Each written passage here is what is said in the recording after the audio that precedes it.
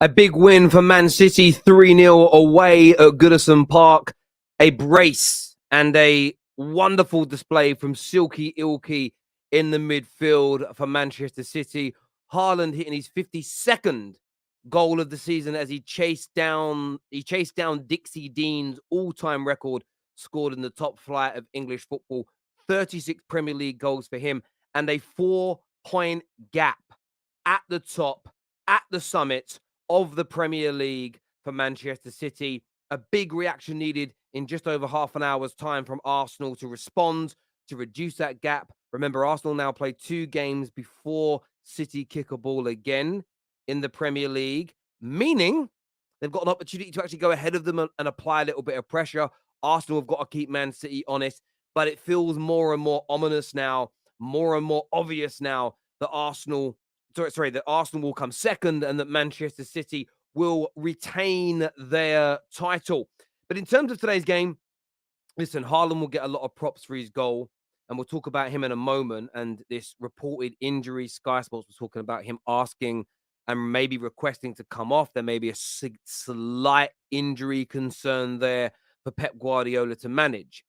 But when it comes to the performance today from Ilkay Gündogan, a player that may be leaving, who may be walking away, who may end his time at 32 years of age at Man City this summer. His contract expires. There's no talk right now of a breakthrough in regards to this deal.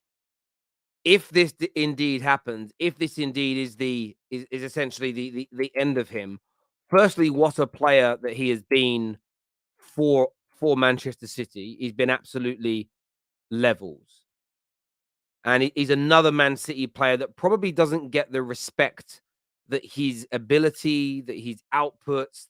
And of course, we live in the era now where trophies are, for some weird, strange, miraculous reason, players that are influential, players that are consistent, players that deliver in title races and cup runs. We play that down nowadays. And I think it's to protect certain legends of the past. I think it's to protect certain star players that are around now, like a Harry Kane, who hasn't won anything. And if trophies are used as too big a barometer, it damages him.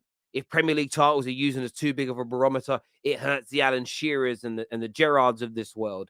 And it shouldn't do, because you always have to look at the holy quad, and that is ability, outputs and consistencies, longevity and trophies. You look at those things, and that's how you judge footballers. It's how we've always judged footballers at the highest level of the game. I'm not too sure why it's changing now. You guys can tell me in the comments. You can be the judge, jury, and executioner on that. But Gündogan's performance today, sublime. Sublime. Not just put the goals aside. The goals are the most important part because they are the hardest thing in football to do. But control of the game. He's passing. His ability to step in and be KDB when KDB is not there is elite. And I tell you the importance of it. Now, this is a compliment to Man City, and I'm preempting what I'm about to say with this. It's a compliment because some City fans will take it as a dig because of poor, low IQ banter online. Because they built a squad where they can rotate Grealish, Stones, KDB, and still have top-class to world-class quality coming onto the football pitch, it makes them almost impossible to stop at times. And that's testament to, firstly, how the club is run, the talent ID of both Guardiola and Man City at large. And I look at the situation and just think to myself, I'm jealous and envious of the abundance of quality they have. And you look at Ilkay Gündogan, and the fact that he's able to do this is phenomenal, because he is a regular player for Man City, but they don't drop levels when they make the rotations and when they make the substitutions as a general rule. And, someone here says a testament to Pep and his backroom staff. No, it absolutely is, but it's also a testament to how the club is run. Man City are a phenomenally run football club, and that is why they're able to do this. But what he did today, his performance today individually, as I say, dictating the play, creating opportunities. He was the catalyst and the driving force behind the 3 points. But he also came up with the most important thing in football, which is goals. His first goal was just majestic. The touch on his thigh, the weight on that touch the swivel of the hips, the kind of, it was a volley. It was an unorthodox volley on the outside of his foot, bottom corner. For me, one of the best technical goals you'll see this season. Very spectacular. Then a cross to the head of Haaland, bang, puts it away, no problem. And then right at the beginning of the second half, just when when you're at that edge, when you're at the edge of you're at the edge of a game where City kind of want to take their foot off the gas at some point in this match, reserve some energy for a massive night Wednesday, a game that could be pivotal in the legacy of their football club. But at the same time, you've got to kill the game off because Everton had their chances. They hit the crossbar from a save from Edison. To get that free kick and to bury it that early in the second half, it takes the life, the soul out of Everton. And it gives you the 3 points. You're never going to throw away a 3-goal lead from that position. The free kick in itself, pass with pace into the top corner, unstoppable, especially for T-Rex arms in goal. So look, overall, a phenomenal performance from City. Star of the show, Ilkay Gündogan, and what a player he is. This comment here says, Gündogan is the greatest German player in Premier League history. And look, we will put that to our panel a little bit later in the show as well. We'll save that one for them. Somebody here said the weirdest thing. Terry, change this title, honestly. Change the title from Gündogan Masterclass. And then a question is, Haaland injured?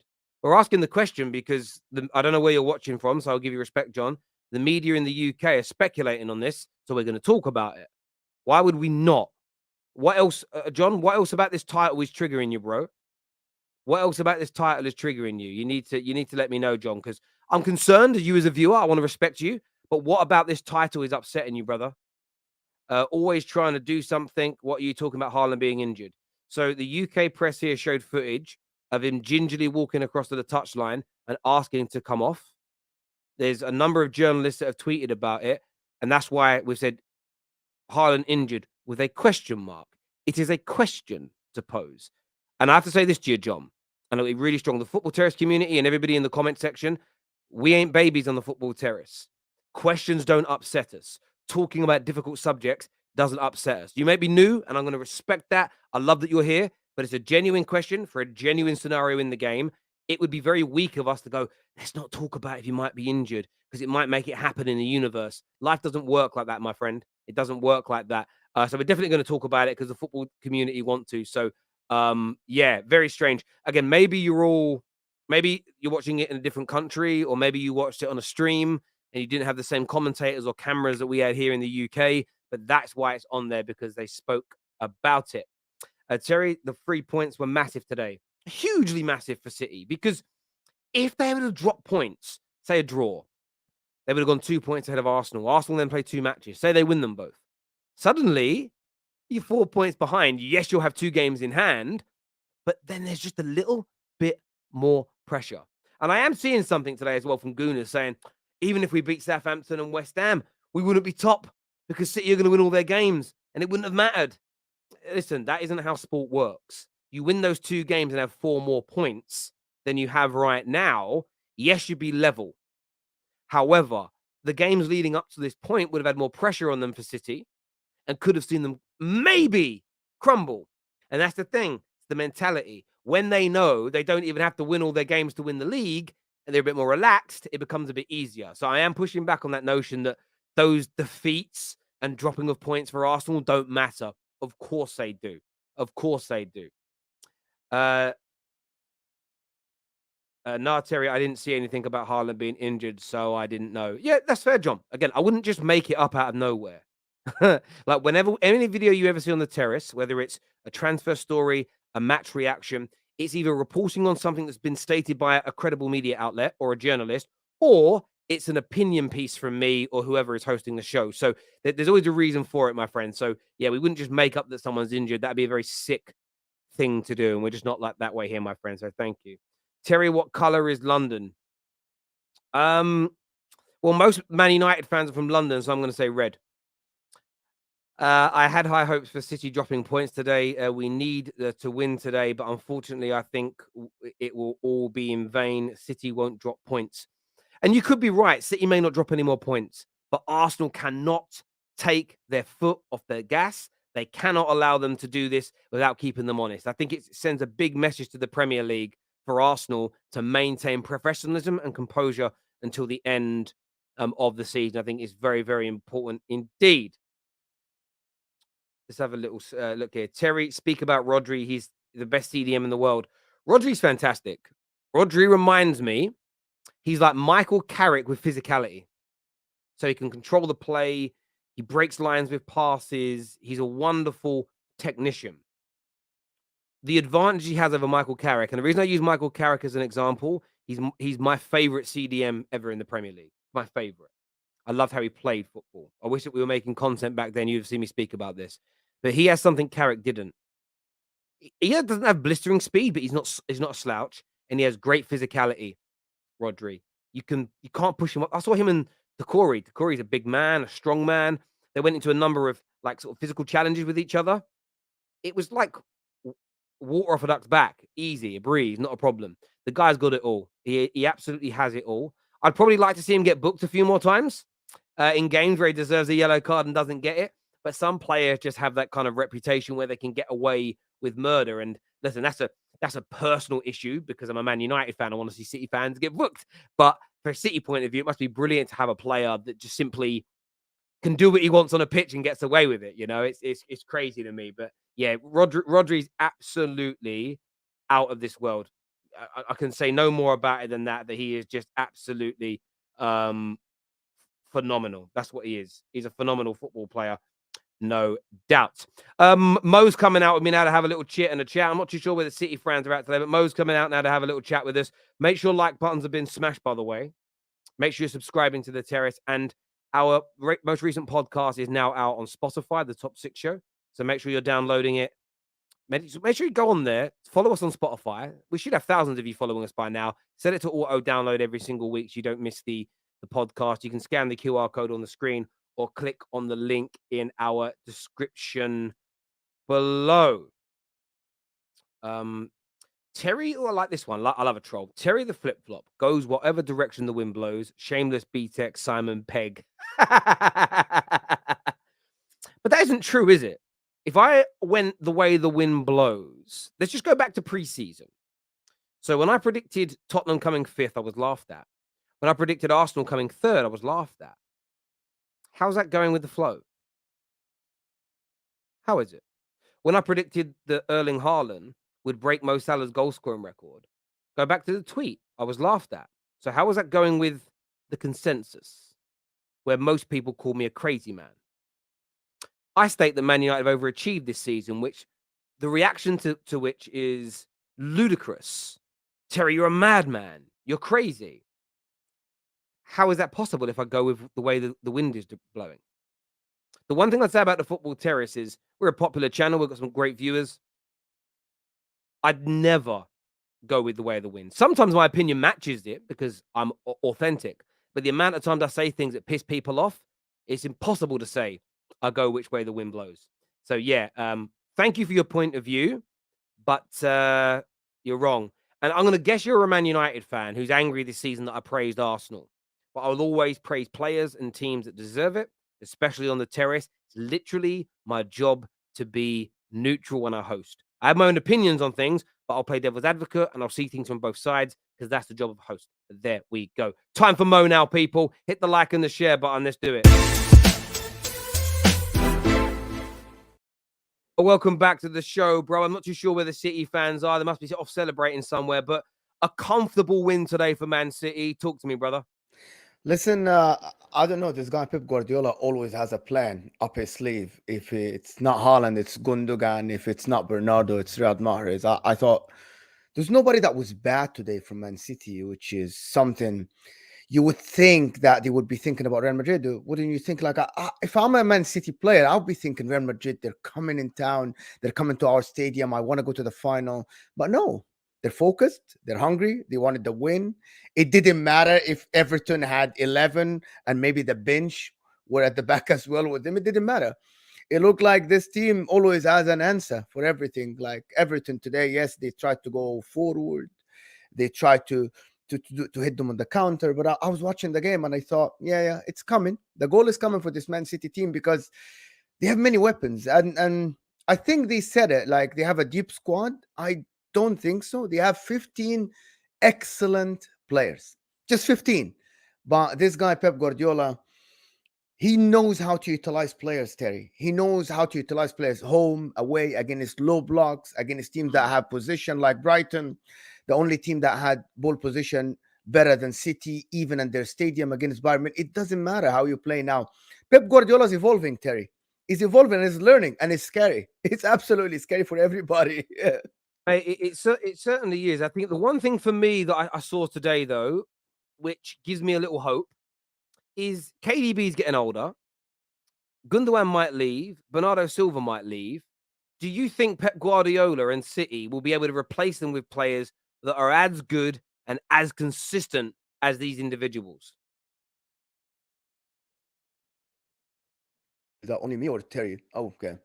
Yes, I actually trust. It's not only about Pep; it's about the coaching staff. It's about the management. You said it right in the before you bring me on. You said it's how the football club is run, how it's run, all of it. The recruitment. Yes, they had some failed recruitments here and there. Sergio Gomez, you can say it's a failure or something like this. But even on someone like Laporte, he's given so much to this club. I think this team has this system that everybody can be integrated in it. And actually, let me just tell you, I don't think Bernardo Silva will leave, and City fans will say no. He said he wants to leave. I don't think he would leave, especially if they win the cup and the league. It doesn't have to be the triple, but I think he's enjoying his football again under Pep Guardiola. He's holding the starting position for Man City on that right side. Kevin De Bruyne is getting older, but he's managing him very, very well. Pep Guardiola. I think this Man City team is one of the best run football club in recent history. One of the best, if I want to say that, Fergie's team when he replaced, Roy Keane with Carrick, when he replaced like this and that. I think this is one of the best we've seen ever, because in their worst season I've seen, they're still on course to get 94 points. Believe it or not, 94 points in a season that people said it's not their best season. There are no signs of them slowing down, and it's a scary time for everybody. However, teams will elevate, like the Klopp's team elevated to the level that they can challenge City, and I believe that Arsenal, maybe with I said that Arsenal are not on course to be like the same as this year, but who knows?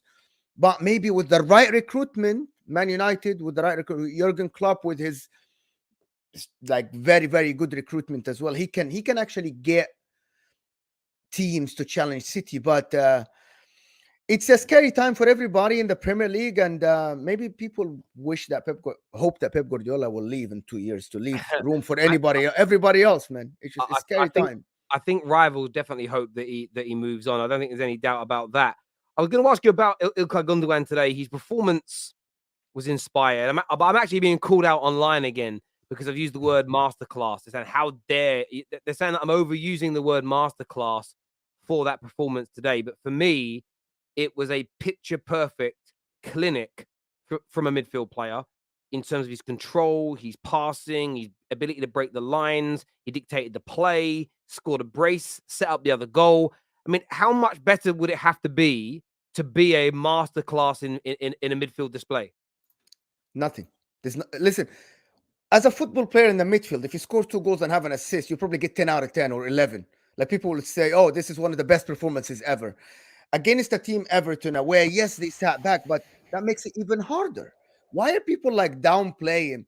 I sometimes downplay Man City players, but not when you score 2 goals and have an assist coming from the midfield without Gündogan next to you and you're the captain. There is nothing other than a masterclass today. He is probably the best player on the pitch. This is probably one of the best performances from a player in the Premier League this year. Like, if someone can remind me of a better performance this year from a player in the Premier League, you probably would be a handful of performances. 2 goals, 1 assist against a low block team. There is nothing better can be done. What, you want him to score a hat trick and have an assist? That would be probably the best performance ever.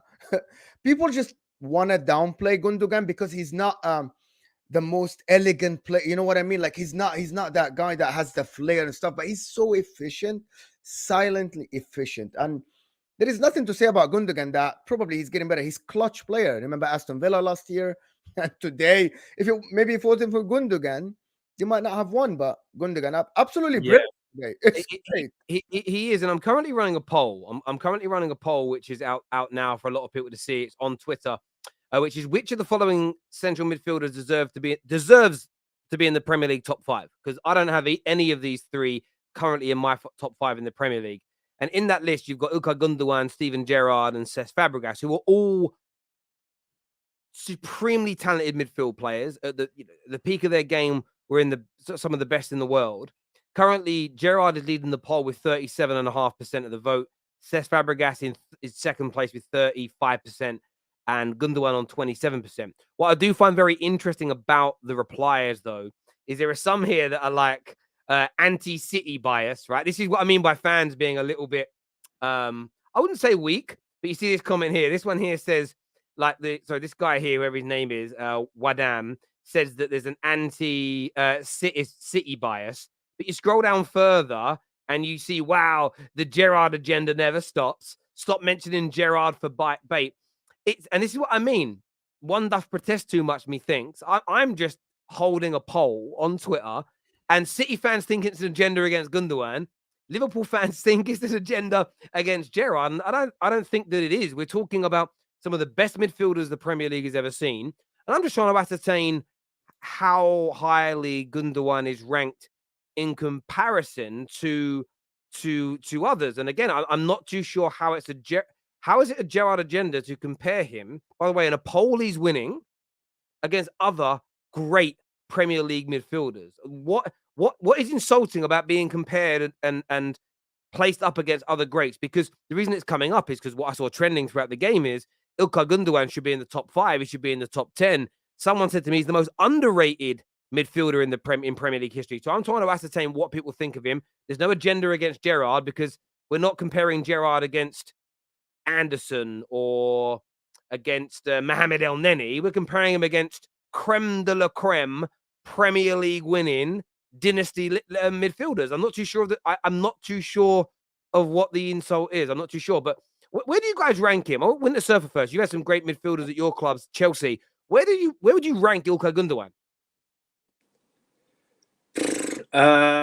He's not in top 5 of my list, that's for sure. I don't know if he's in top 10 really, but is there an argument for top 20? Maybe. I think so, but I don't know. I think underrated. He might be very high on the list for underrated midfielders in Premier League history. Yeah. I think, but in the actual top 10 or top 5, I don't know. You might have 15 to 20 maybe.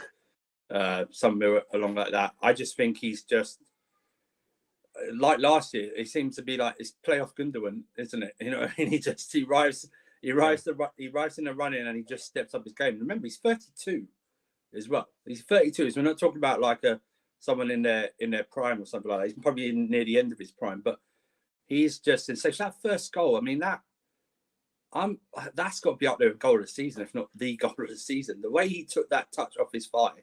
And it was a great ball by Morris as well into him.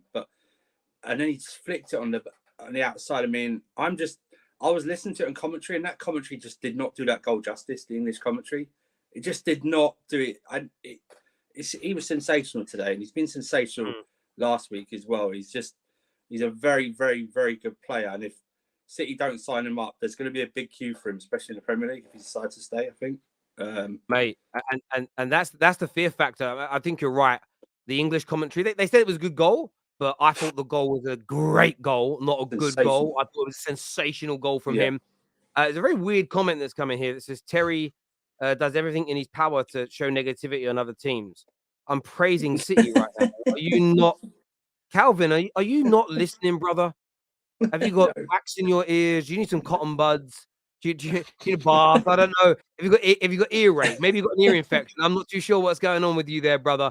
But that's the strangest comment I've ever heard. Well, we spent 10 minutes talking about a hope for other teams. Yeah, and how good this team is, how scary they are. You don't praise anyone but Man United, Terry.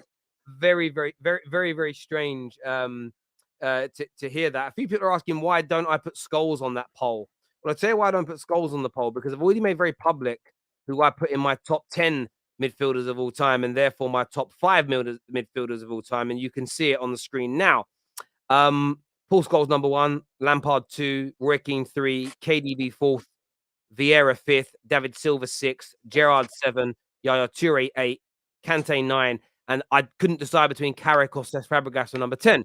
So I just picked 2 players that are already outside my top 5, and I added İlkay Gündogan to that mix to see where he fares in terms of this. So that's weighing everything up using the holy quad.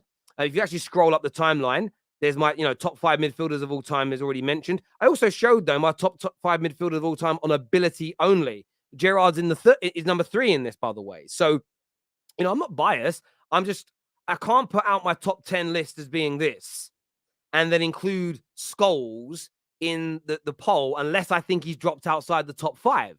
It's crazy to me. So yeah, it is what it is. Someone says, why Michael Carrick? Because Michael Carrick was the linchpin of a midfield for a decade that in that period won more leagues than anybody else, more trophies than anybody else, got to 3 Champions League finals, and he was integral to one of the greatest English sides of all time. So yes, Michael Carrick is on that list because he was absolutely sensational. Hamza's with us now. What you saying, bro? Yeah, man. Can you hear me? Yeah, go on, bro. Yeah, man. Big performance. This is one of the biggest games that we had today. We needed to basically perform at this top level. Like, Everton away is a tough game. This was one of the games we were dreading. We know it was going to be physical. Pep Guardiola, I was confused before the game whether he was going to rest Rodri. He's going to play Rodri. And he was very proud. Like he took a very good team. He rested KDB and Bernardo, but he played everyone else and Grealish. And he played, I think, 8 players. And that's fantastic. He went there toe to toe. And what a performance by İlkay Gündogan. İlkay Gündogan has shown why, to me, he goes down in history as one of the greatest Premier League midfielders of all time. In terms of goals, performance, and clutch moments when you need. For example, like last year, clutch moments we're losing the league. He, as a captain, takes us all the way and he scores 2 most crucial goals and we win it in a way that we've never thought that we're going to win it. It was so stressful, like compared to 2012, we were 2-0 down and it was Gündogan. Today, again, Gündogan stepped up again. How many games are we seeing this player that he's so valued? To me, I said it, Terry, yeah? I'm not being controversial. In the Premier League, I put him at the level of Scholes. I forget Gerrard. Gerrard didn't win the Premier League. But at the level of Scholes, because the clutch moments are special in special moments. Like, when you need Mbappe, you see him. When you need Zidane, World Cup final, Champions League final, they deliver. He's done it for us in the Premier League. And to me, he goes down in history as one of the greatest midfielder of all time. I compare him to Scholes because Scholes has got multiple Premier League. Like, to me, what a player, and he's a very intelligent captain. I get that you compare him to Scholes. I'm not taking that as you think he's better than Scholes. No, he's not better than Scholes. No, I get that. But he's right up there in terms. So is he inside your top 5 then? Mid Premier League midfielders of all time? Yeah, definitely. KDB gets in there. So Patrick Vieira. So from 1 to 5, what is your top 5? Vieira, Scholes, KDB, definitely Gündogan, and it's between Lampard and Gerrard. They have to fight for the 5th place. And no David Silva. Silva. David Silva, he's more of an attacking midfielder. I'm talking about general midfielders like 8, a player who can play 8 and 6. And I think he David Silva's not. He's more of an attacking midfielder. I think he's either Gerrard and Lampard, and I don't know who gets in there. Like, they can argue that, but KDB 100%, Patrick Vieira 100%, yeah, Paul Scholes 100%, KDB 100%. I think Gündogan gets in. You have to credit him because that clutch moment, what Mbappe has, those are special talents. You don't get that in the Premier League. When you need him to deliver, he's delivered in the Premier League. Forget the Champions League, what Gerrard did, yeah? In the Premier League, when you needed Gerrard to do it, at the biggest occasion, he couldn't do it. This guy's doing it. That's what I put it. I'm elevating. That's a captain. That's a leader. Yeah, he's doing it at that top level. We can be laughing, but if you ask anyone else other than the Liverpool fans, people say, yeah. But if you have a team tomorrow, Hamza, you would choose, and you have a starting 11 and there is a number 8 empty, you would choose Gündogan over Gerrard. Absolutely. No, without a question. Absolutely. He's very intelligent. I've always rated him. Very intelligent player. Very, very intelligent. Very smart player. Why do you think Barcelona won him? Barcelona fans are telling me every day, we want Gündogan. Just give us, we prefer Gündogan over Bernardo. He is a top player. He's like those players like Busquets. You don't realize they're special and until it's like 4 years later. Then people tell you they're special players. You don't see him, but he dictates. The ball goes around him. He's the guy that transition, defense to attack. It's him. So we have to give credit to him. Yeah, today again, a game that we needed him most, he took us there. Mate, listen, big claims from you there. We have some super chats to jump into.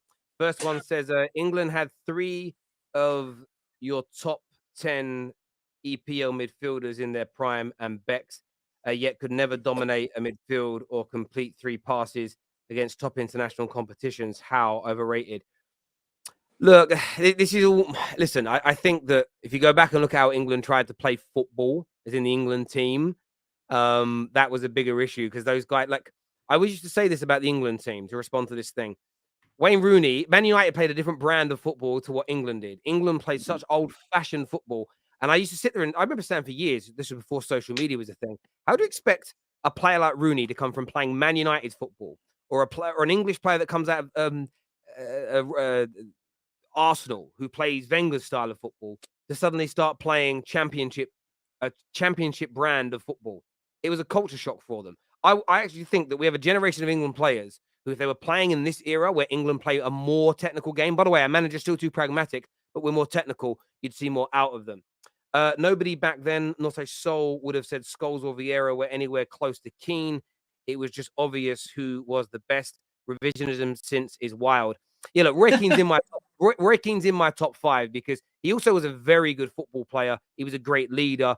He wasn't really a goal scorer midfield player. He had a very different role. But he's up there. But again, I have N'Golo Kante in my. This is where Kante's like number 9 on my list. He's not a goal scorer. But Patrick Vieira wasn't a goal scorer either, to be fair. He was a very low goal scorer midfielder as well. Terry, this is where social media is king now, because back then with no social media, they were having discussions about Vieira versus Keane.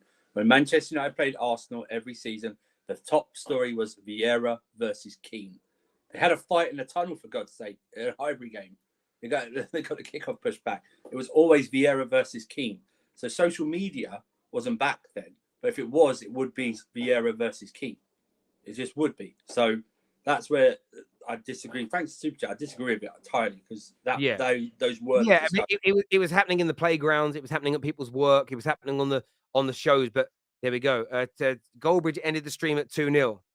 Well, that's predictable. I bet he got. Yeah, I can imagine Goldbridge doing that. To be fair with you, because it gets out of it what you're doing. I'm going to react to it. You're going to talk about it, and that's it. I always say, right, if you don't like what somebody does, the best thing to do, and by the way, more power to him.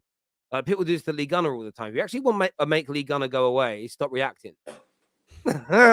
Like, that's how you should do it. Yeah, but people don't like Lee Gunner, but everybody watches the stream and just talk about it on Twitter and everywhere. Leave comments, yeah. A lot of people, I hate Love Island. Stop talking about it then. I don't talk about it. I just don't talk about it. It goes away. Gundo is he the greatest German player in the Premier League history? Better than Ballack? Better than Ballack? Come on, yeah, 100%. Yeah, I think Ballack had a fantastic season. He had a fantastic career in the Premier League, but shortest stint. Dieter Hamann had a better career than Ballack. Dieter Hamann had a fantastic career in the Premier League. Like, he played for Newcastle, Liverpool. He was brilliant. Like, he did not have a better career. He did not have a better career. No. Dieter Hamann was brilliant. No, I'm not saying no. That's no. Don't. That's Ballack. That's not what you said. That's not what you said. Not as a better player. You said better career, and that's not true. No. In the Premier League. Yeah, that's not true. So you believe Michael Ballack had a better career in the Premier League? In the Premier League, Dieter yes. Hamann? In the Premier League, yes. No way. You can't. What be. did Hamann? A minute ago, you said that you talk about Gerrard can't be where people are because he hasn't won the Premier because League. you didn't win it. Balak won 1 Premier League, 3 Okay, FA fair Cups, a League Cup, See, he didn't and was a No, runner-up but in the clutch Champions moments. League. No, the thing is, Okay, but again, but you got to be careful when you talk about clutch moments because some people's midfield role isn't to be in and around the box scoring goals. Gundogan's is, so he's going to get more of them. You know, you can't. Are you going to say that Kante's career isn't world class because he wasn't scoring loads of match winners? No, he was involved in clutch moments. Rodri, You don't need to score to be involved in clutch moments. Hang on. You're saying Rodri's not that good because he isn't winning you games with goals. No, I say clutch. You're saying. No, when I talk about clutch moments, the greatest clutch moment is scoring goals. We all know it. Yes, I understand. The other clutch moment is being dominating games. I understand that. But certain players, their clutch moments in games are not scoring goals. It's protecting their back line for an entire 90 minutes and letting nothing through. So you can't just discount Balak because he wasn't winning games with goals. Because basically what you're saying is like, that takes away from Rodri's biggest asset. So I don't think you can do that. But there we go. Listen, people, we're live after the... Oh, sorry, I was super chat here. I'm an Arsenal fan. Paddy has 2 titles to Keane's 7, and he was vital in all of them. Keane was finishing higher in the Ballon d'Or, always 16 matches versus Roy Keane. Patrick Vieira won 3. That's why Roy Keane ranks so high. As from an Arsenal fan, that's why Roy Keane is number 3 on my list. The only reason I've got Lampard ahead of him is because what Lampard did from a goal scoring point of view was abnormal. It was abnormal. He was scoring like a striker, but that's why Keane's number 3 on my list. And I only have Scholes on there because Scholes walked away with 12. I think it was 12 Premier League titles and was pivotal in them all. But listen, people, thank you all very much for jumping in. Do me a big favor and smash the like button. Make sure you subscribe to the channel. And we'll be back after the Arsenal game. Take care. Goodbye. God bless. And I'll be seeing you all.